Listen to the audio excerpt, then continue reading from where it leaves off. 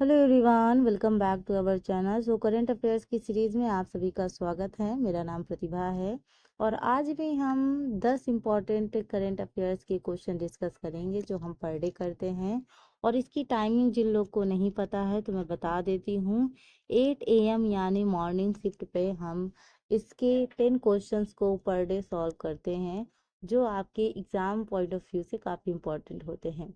तो जो लोग इस चैनल से अभी तक नहीं जुड़े हैं वो लोग जुड़ जाएं, ताकि ये जो करंट के 10 इम्पॉर्टेंट क्वेश्चन हैं उनका बेनिफिट्स आपको मिले।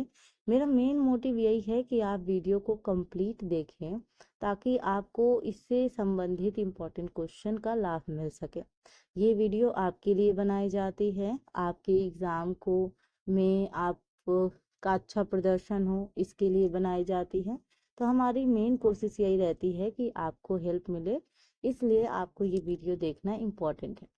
तो अगर आपको ये वीडियो अच्छी लगे तो आप लाइक शेयर सब्सक्राइब कर सकते हैं। चलिए स्टार्ट करते हैं आज का क्वेश्चन। पहला क्वेश्चन क्या है? हिमाचल प्रदेश ने भांग की खेती की पायलट परियोजना शुरू की।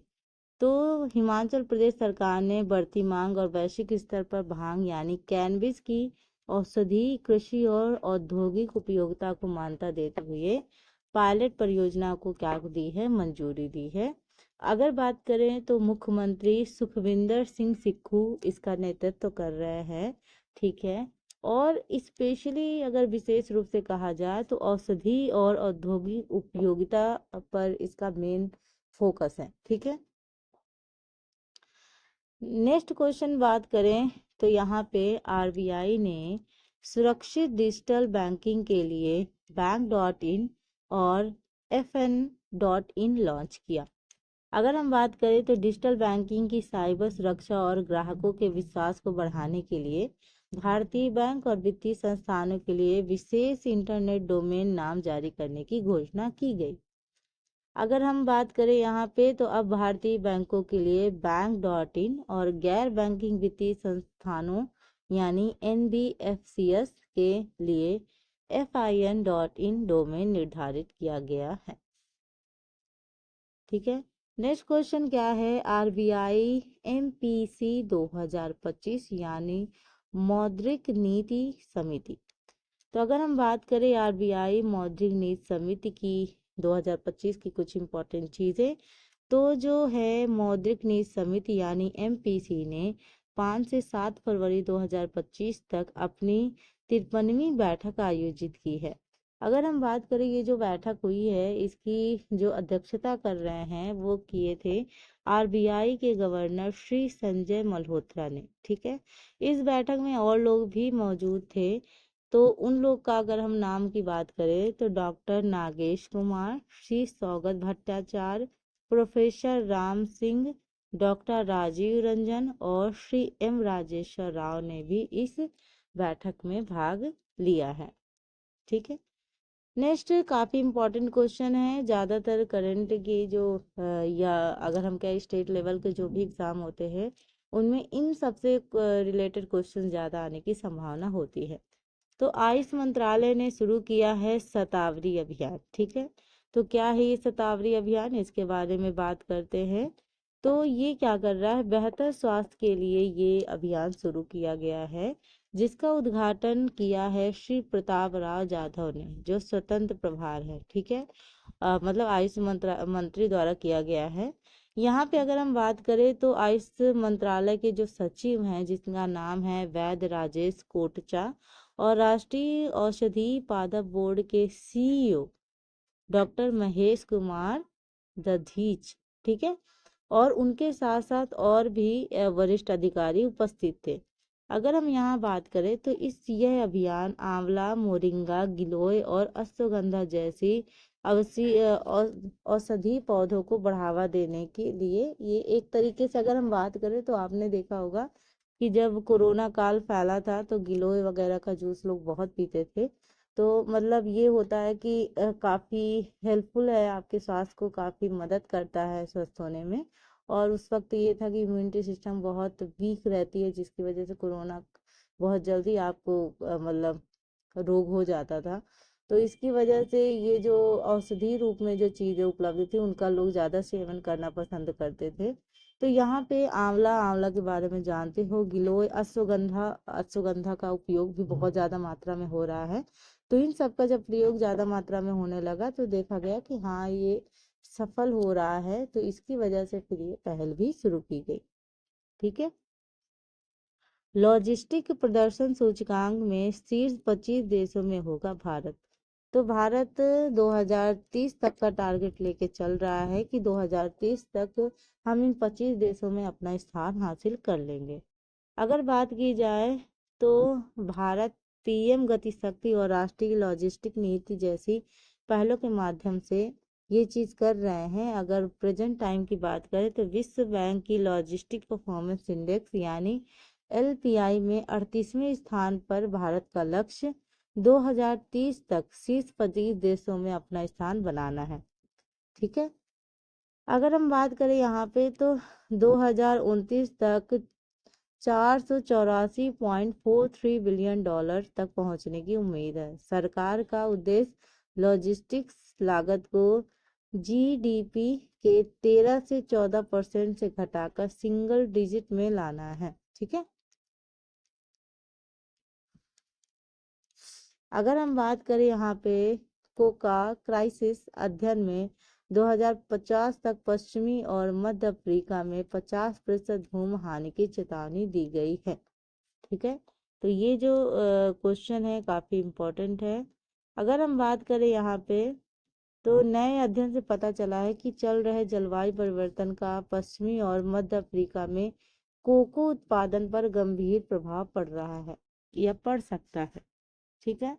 तो यहाँ पे यह क्षेत्र विश्व के 70% से अधिक कोको आपूर्ति के लिए जिम्मेदार है। आइवरी कोस्ट, घाना, नाइजीरिया और कैमरून में किए गए शोध के अनुसार 2050 तक वर्तमान में उपयुक्त कोको उगाने वाले क्षेत्रों का लगभग 50% हिस्सा बढ़ते तापमान और बदलते वर्षा पैटर्न के कारण क्या हो रहा है, खेती के लिए अच्छा नहीं है। जलवायु परिवर्तन अगर होता है तो वो जो एग्रीकल्चर होता है उसके लिए बेनिफिट नहीं होता है, क्योंकि जलवायु का चेंज हुआ तो वहाँ पे हो सकता है पैदावार अच्छी हो सकता है पैदावार नहीं अच्छी हो। तो यहाँ पे जब भी किसी भी चीज़ की फसल की जाती है तो वहाँ पे कुछ चीज़ें बहुत इम्पोर्टेंट होती हैं।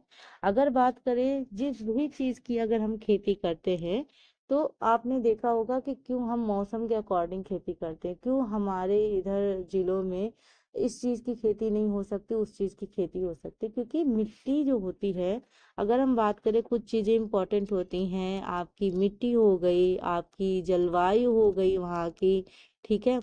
और भी बहुत सारी चीज़ें हैं जो प्रभावित करती हैं, तो उस हिसाब से क्या होता है कि हमें खेती करनी पड़ती है ताकि जो पैदावार हो, जो उत्पादन हो वो बहुत अच्छी मात्रा में हो और अच्छी तरह से उत्पादन हो।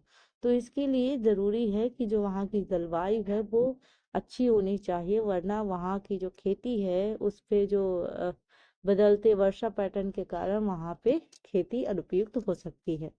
तो अगर हम बात करें कोको उत्पादन को बनाए रखने और वनों की कटाई को रोकने के लिए अनुकूल रणनीति की आवश्यकता है। ज़्यादा चीज़ें क्या है कि पहले आप देखेंगे तो पहले वनों की संख्या काफ़ी थी। जैसे जैसे हम चीज़ें करते जाते हैं तो उन वनों को काटते चले जाते हैं, जिससे आजकल जो प्रदूषण फैल रहा है इसकी मेन वजह यही है कि हम वनों को बहुत अधिक मात्रा में काट रहे हैं। तो ये चीज़ें होती है कि आपकी एक तरह से जो इतनी सारी बीमारियां फैल रही हैं, इतनी सारी चीज़ें हो रही हैं, जो ग्लोबल वार्मिंग बढ़ रही है, ये इन्हीं का एक मेन कारण है। तो ज़्यादा से ज़्यादा पेड़ों को लगाना चाहिए। ठीक है। नेक्स्ट क्वेश्चन है, वर्ल्ड हेल्थ ऑर्गेनाइजेशन यानी WHO से बाहर निकला अर्जेंटीना। तो WHO यानी जिसको कहते हैं वर्ल्ड हेल्थ ऑर्गेनाइजेशन, सो इससे बाहर निकल गया है अर्जेंटीना। पढ़ते हैं पूरा वाक्य क्या है। तो अमेरिका के बाद अब अर्जेंटीना ने भी WHO से बाहर निकलने का क्या कर लिया है, फैसला। तो बहुत इम्पोर्टेंट न्यूज़ है ये। तो यहाँ पे अगर बात करें अमेरिका के पूर्व राष्ट्रपति डोनाल्ड ट्रंप ने इसी तरह के फैसले के बाद हुआ है। अगर हम बात करें राष्ट्रपति जेवियर मिलेई की सरकार ने डब्ल्यूएचओ की स्वास्थ्य नीतियों, विशेष रूप से कोविड-19 महामारी के प्रबंधन को लेकर गहरी असहमति जताई है।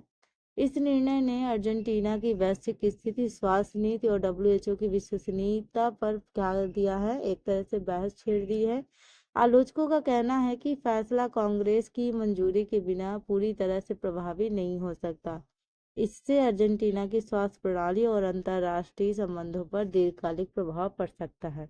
तो जैसा कि अमेरिका ने इससे हटे थे, वैसे ही अब अर्जेंटीना भी इस चीज़ से क्या हो रहे हैं, हटने का फैसला कर लिया है उन्होंने।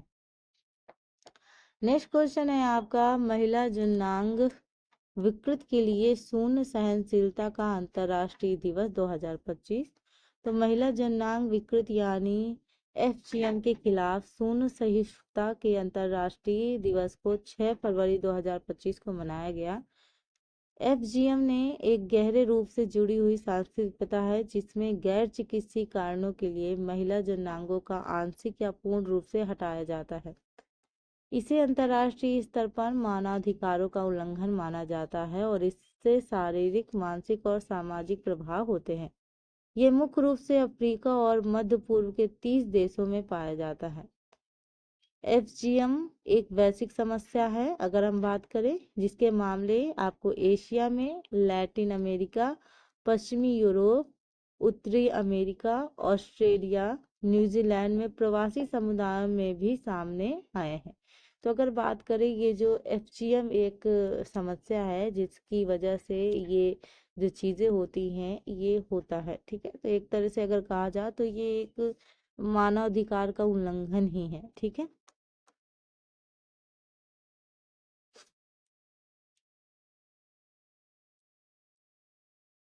आईओबी कार्बन अकाउंटिंग के लिए वैश्विक साझेदारी में शामिल हुआ।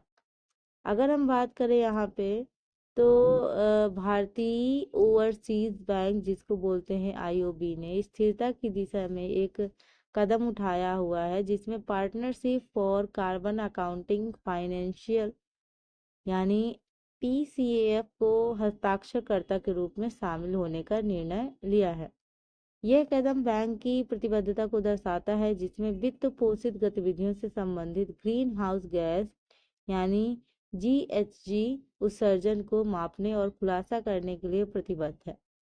इस पहल के साथ आईओबी ने केवल वित्तीय क्षेत्र में अंतर्राष्ट्रीय सर्वोत्तम प्रथाओं के साथ अपने को संरेखित कर रहा है, बल्कि भारत के नेट जीरो भविष्य की यात्रा अपनी भूमिका को मजबूत कर रहा है। तो अगर हम बात करें यहाँ पे, जो partnership for carbon accounting financials के हस्ताक्षर के रूप में इसको शामिल होने का निर्णय किया गया है, ठीक है।